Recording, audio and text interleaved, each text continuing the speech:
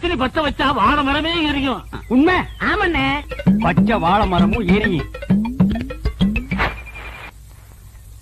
என்னங்க இது? சோறாக்குறதுக்கு விறகு எடுத்துட்டு வர சொன்னா வாழை மரத்தை எடுத்துட்டு வந்திருக்கீங்க. போய் அடுப்பத்த வச்சு சோறு குழம்பெல்லாம் ஆக்கி 1/2 மணி நேரத்துல எனக்கு போட்டு. இத முதல்ல உங்ககிட்ட கொடுத்து பத்த வைக்க சொன்னது யாரு? நம்ம தாங்க முத்து கண்ணுசாமி பழனிசாமி தான். முதல்ல அவங்க பொண்டாட்டிங்களை பத்த வைக்க சொல்லுங்க, அதுக்கப்புறம் நான் பத்த வைக்கிறேன். போடி. அவங்க எரிய வச்சா நீ எரிய வைக்கிறேங்கிற? ஆமா. நிஜமா? ஆமா. இல்லண்ணே, வாழை மரத்தோட வரீங்க.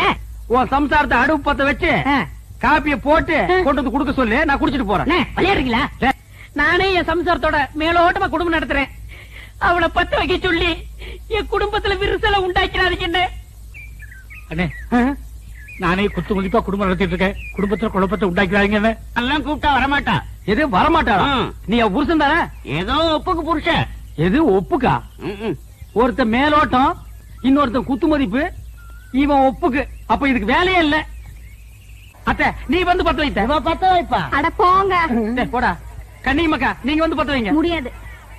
ஏம்மா, நீ வந்து பத்த வை. பாட்டி, நீ பத்த வை பாட்டி. என்னால முடியாதப்பா. பாட்டி, நீயுமா பாட்டி? அப்படின்னா இந்த ஊர்ல யாருமே பத்த வைக்க முடியாது.